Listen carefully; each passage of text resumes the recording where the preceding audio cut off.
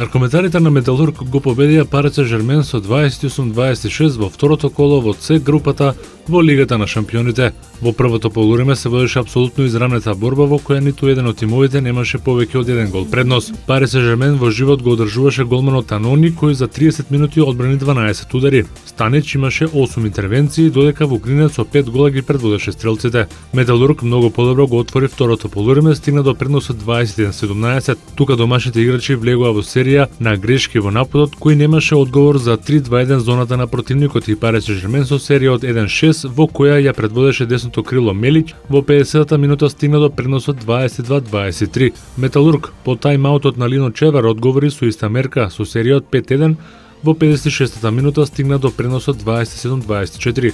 До крајот македонскиот вице-првак без проблем ја одржа предноста и го фрли на колена на ескапиот тим во Лигата на шампионите Пари Сен-Жермен.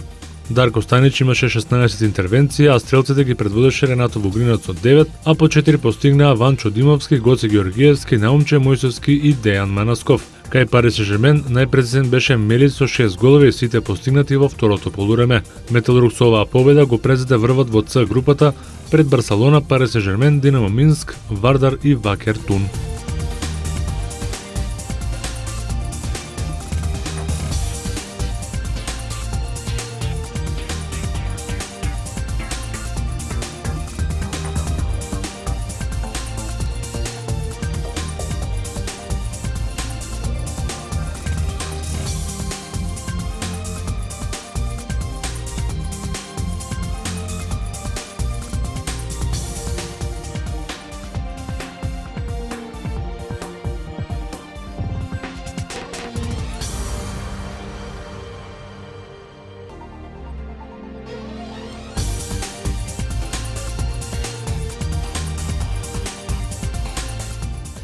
Роберто Манчини во Истанбул ги финишира деталите од договорот со управата на Галатасарај. Италијанскиот стратег изминатиот викенд престојувал во Истанбул, каде што ги договорал и последните детали од двегодишниот договор кој се претпоставува дека ќе вреди 5,5 милиони евра, сума која со бонусите може да достигне и 6 милиони евра.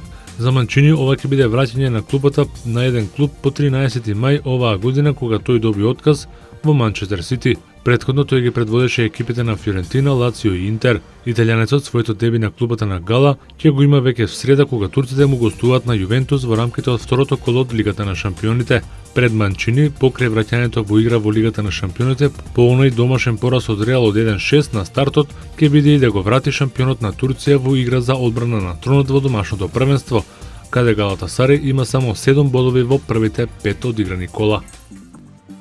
Новак Џоковиќ остана на првата позиција со 11.120 поени на најновата АТП ранглиста. Зад него е Рафа Надал со 10.860 поени, со кои до крајот на годината ќе се борат за врвот во светскиот тенис, а олимпискиот шампион Енди Бари е трет со 7.075 поени.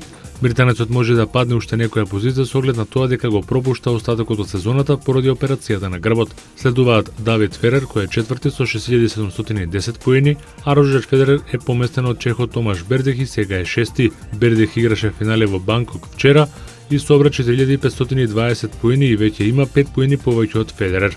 Во топ 10 се наоѓаат уште и Дел Потро, Цонга, Вавринка и Гаске. Тренерот Ерик Споелстра го продолжи договорот со актуелниот шампион на NBA лигата Мајами Хит. Тој потпиша повеќе годишен договор, а деталите не се обелоденети. Мајами од утре па до петок ќе одржи тренинг камп на Бахамите. Досегашниот договор на Споелстра со Мајами требаше да истече следното лето. Тој во новата сезона влегува со амбиција да стане четврти тренер во историјата на NBA лигата што освоил 3 шампионски прстени во низа, по Џон Кундла со Минеаполис Лейкерс, Ред Оербах со Бостон Селтикс и Фил Џексон со Чикаго Булс на 2 пати и еднаш со Лос Анџелес Лейкерс.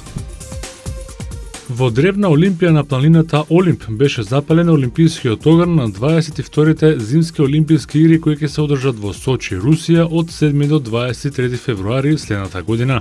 Олимпискиот оган тргна на пат низ нашиот јужен сосед. Во Русија ќе стигне на 7 октомври и ќе патува 123 дена се до церемонијата на свеченото отворање на игрите на 7 февруари. Преку 14.000 спортисти ќе го носат символот на олимпизмот на рутата низ Русија долга 65.000 километри.